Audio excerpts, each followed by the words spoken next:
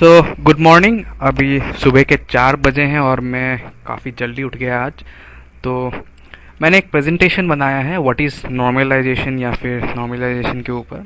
और इसको सबमिट करने से पहले मैंने सोचा क्यों ना इसको यूट्यूब में अपलोड किया जाए ताकि रिव्यू लिया जाए, फीडबैक लिया जाए। सो प्लीज़ रिव्यू कीजिए, फीडबैक दीजिए और अगर कुछ गलती किया है तो प्लीज़ पॉइंट आउट कीजिए।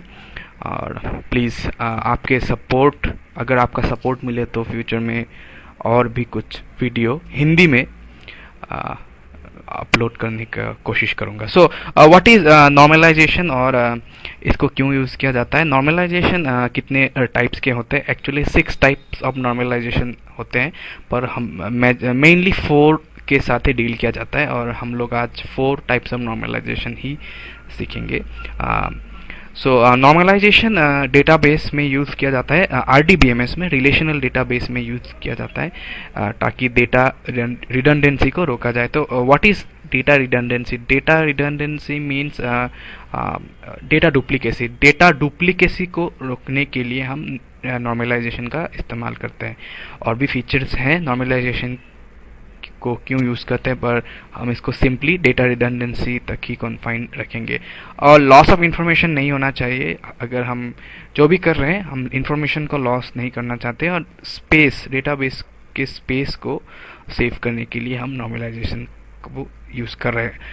सो इसके लिए हम एक टेबल कंस्ट्रक्ट करेंगे जिसमें डिफरेंट एट्रीब्यूट्स और कॉलम होंगे, जैसे name, course, phone number, major, इस तरह किस कोर्स में मेजर ले रहे हैं, मैथमेटिक्स, फिजिक्स, केमिस्ट्री, और प्रोफेसर कौन उस सब्जेक्ट को पढ़ा रहे हैं, क्या ग्रेड है उस स्टूडेंट का, और एक स्टूडेंट टेबल है। सो ये हम लोग का स्टूडेंट टेबल है और name, course, phone number, major, professor, grade. So primary key, primary key अगर हम बेसिकली देखें तो स्कूल में जिस तरह से रोल नंबर होते हैं और यूनिकली हर स्टूडेंट को डिफाइन करता है, सो प्राइमरी की एक टेबल में यूनिकली हर रो को डिफाइन करता है। सो इस टेबल में हम क्या प्राइमरी की ले, हम यूनिक आईडी ले सकते हैं, मगर अभी हम उसके बारे में बात नहीं कर रहे हैं। सो हम चाहते तो नेम को ले सकते हैं, मगर नेम हम नहीं ले सकते क्योंकि रोहित रोहित रिपीट हो रहा है, मार्टिन मार्टिन रिपीट हो रहा है। प्राइमरी की यूनिक होना चाहिए और रिपीटेड वैल्यूज प्राइमरी की नहीं हो सकता। सो इस टेबल में अगर हम किसी प्राइमरी की चाहते हैं तो हम कॉम्बिनेशन कर सकते हैं, जिसको कंपोजिट प्राइमरी की कहते हैं। दो अलग अलग वैल्यू को मिलाकर हम एक प्राइमरी की बना रहे हैं। जैसे रोहित नेम एंड कोर्स, अगर इन दोनों को कंबाइन कर दिया जाए तो एक प्राइमरी की बन सकता है जो यूनिकली हर फील्ड को डिफाइन कर सकता है। सो इसको अच्छी तरह से और समझने के लिए हम डिपेंडेंसी डायग्राम को देखते हैं। डिपेंडेंसी डायग्राम हमको ये शो करता है कि कौन से एट्रीब्यूट किस अदर एट्रीब्यूट में डिपेंड कर रहा है। जैसे फ़ोन और मेजर नेम के ऊपर डिपेंड कर रहा है। जिस तरह से हम रोहित का फ़ोन नंबर उसके नाम से ले सकते हैं और कौन से सब्जेक्ट में वो मेजर कर रहा है वो भी ले सकते हैं। इस टेबल में हो सकता है और कॉम्प्लिकेटेड टेबल में ये अलग हो, मगर सिंपल टेबल हम ले रहे हैं। सो कॉम्प्लिकेसी में हम नहीं जा रहे हैं, जस्ट अंडरस्टैंड करेंगे हम first, second, third and fourth normal form क्या होता है। और मेजर भी सिमिलरली हम नेम से के साथ ले सकते हैं। रोहित कौन से सब्जेक्ट में मेजर है। अगेन अगर हम दूसरी बार देखें तो कोर्स एंड प्रोफेसर डिपेंडेंट है, जिस तरह कौन सा कोर्स कौन सा प्रोफेसर पढ़ा रहे हैं। और ग्रेड भी हम एसेस कर सकते हैं। नेम प्लस कोर्स जो हमने प्राइमरी की कहा था हमारे इस टेबल का, इन दोनों को कंबाइन करने से हम ग्रेड को भी एसेस कर सकते हैं और डिटरमाइन कर सकते हैं। हम इस टेबल को नॉर्मलाइजेशन करने वाले हैं। सो सिंपली अगर हम कहें, normalisation is breaking up of our table into smaller table to reduce data redundancy. ये सिंपली है। सो फर्स्ट नॉर्मल फॉर्म क्या है? ये टेबल मैंने इंटरनेट से डाउनलोड किया था। ये रो है और ये कॉलम है, ऑब्वियसली आप लोगों को पता होगा। और ये एक सेल है। सो फर्स्ट नॉर्मल फॉर्म ये स्टेट करता है कि हर सेल में एक ही वैल्यू होना चाहिए और तभी ये फर्स्ट नॉर्मल फॉर्म में होगा। ये टेबल फर्स्ट नॉर्मल फॉर्म में नहीं है क्योंकि इस सेल में हम दो अलग अलग वैल्यू देख रहे हैं।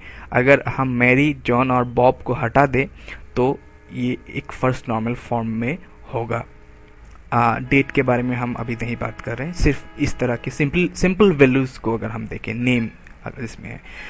सो ये फर्स्ट नॉर्मल फॉर्म में नहीं है। सो हम लोग का student table already first normal form में है, सो हमें वरी करने नहीं चाहिए। सो सेकंड नॉर्मल फॉर्म क्या है, ये डेफिनेशन है सेकंड नॉर्मल फॉर्म का। जिस तरह हमारे स्टूडेंट टेबल में नेम एंड कोर्स प्राइमरी की था, जो ये सेकंड पॉइंट आप देख सकते हैं, सपोज ये नेम है और ये कोर्स है, इन दोनों को मिलाकर हम प्राइमरी की बना रहे हैं। मगर ऐसा भी हो सकता है किसी टेबल में एक ही प्राइमरी की है, सपोज नेम यूनिक है, और तो वही प्राइमरी की हम रख सकते हैं। तो एक किसी भी टेबल को सेकेंड नॉर्मल फॉर्म में होने के लिए अगर उसका एक ही वैल्यू प्राइमरी की है, तो ऑल अदर एट्रीब्यूट को कंप्लीटली उसी की में डिपेंड करना होगा। सपोज हम इन तीनों में से किसी वैल्यू को एसेस कर सकते हैं या फिर डिटरमाइन कर सकते हैं थ्रू दिस प्राइमरी की। ऐसा नहीं कि हम इस बीच वाले वैल्यू को इस साइड वाले से भी एसेस कर सकते हैं, ऐसा होना नहीं चाहिए। कंप्लीट ये सभी को प्राइमरी की में डिपेंड करना होगा, फंक्शनली डिपेंड करना होगा। और अगर कंपोजिट प्राइमरी की है देन अगेन सेम थिंग, थोड़ा अलग होता है कि सभी अदर फील्ड्स को दोनों की के ऊपर डिपेंड करना होगा। ऐसा नहीं कि पार्ट ऑफ द की में डिपेंड कर रहा है। सपोज ये एट्रीब्यूट को हम एक की के पार्ट से ही डिटरमाइन कर सकते हैं, ऐसा नहीं होगा। इन दोनों को ज्वाइन करने से ही हम इसको डिटरमाइन कर सकते हैं, इसको या फिर इसको। ऐसा नहीं कि सिर्फ इसी पार्ट से हम इसको डिटरमाइन कर सकते हैं और दोनों को मिलाकर भी कर सकते हैं, ऐसा नहीं होना चाहिए। सिर्फ दोनों को मिलाकर ही बाकी सबको हम डिटरमाइन कर सकते हैं। सो ये कंडीशन है सेकेंड नॉर्मल फॉर्म का। सो हमारा टेबल सेकेंड नॉर्मल फॉर्म में नहीं था, तो इसको अगर हमें कन्वर्ट करना है तो इसको हम स्प्लिट करेंगे और दूसरे टेबल्स में। सो कैसे स्प्लिट करेंगे, अकॉर्डिंग टू डिपेंडेंसी डायग्राम जो हमने देखा था। सो हम 3 टेबल बनाएंगे। एक टेबल में होगा नेम, फोन एंड मेजर, एक में होगा कोर्स प्रोफेसर एंड दूसरे में होगा नेम, कोर्स, ग्रेड। इसीलिए हमने डिपेंडेंसी डायग्राम बनाया था। सो आप देख सकते हैं कि ये एक प्राइमरी की है, सिंगल प्राइमरी की, और ये दोनों कम्प्लीटली डिपेंड कर रहा है। अगेन कोर्स प्राइमरी की है, प्रोफेसर डिपेंड कर रहा है इसमें, फंक्शनली कंप्लीट।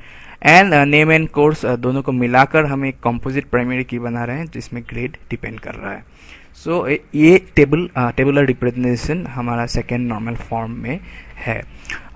काफ़ी टाइम नहीं है अभी, ख़त्म होने का है, और नया थर्ड एंड फोर्थ मैं स्टार्ट नहीं करूँगा, नेक्स्ट वीडियो में करूँगा। सो प्लीज़ कमेंट कीजिए इस वीडियो में कि आपको कैसा लगा, क्योंकि इन कॉन्सेप्ट को जानने के लिए मैंने बहुत सिंपली जानने के लिए, कॉम्प्लिकेट वे में नहीं, सिंपली इसको अंडरस्टैंड करने के लिए बहुत प्रॉब्लम्स फेस किए थे। इसीलिए मैंने इस वीडियो को अपलोड किया यूट्यूब में, ताकि अगर आप नॉर्मलाइजेशन को कॉम्प्लिकेटेड समझ रहे हैं और सिंपली आप उसके डेफिनेशन को समझना चाहते हैं तो आप इस वीडियो को इस्तेमाल कर सके। सो प्लीज़ कमेंट कीजिए, रिव्यू कीजिए, और अगर आपको अच्छा लगे मेरा ये वीडियो सीरीज़ जो सिर्फ नॉर्मलाइजेशन के ऊपर है, तो आगे चल के हम और भी वीडियोस अपलोड करेंगे। So please thank you.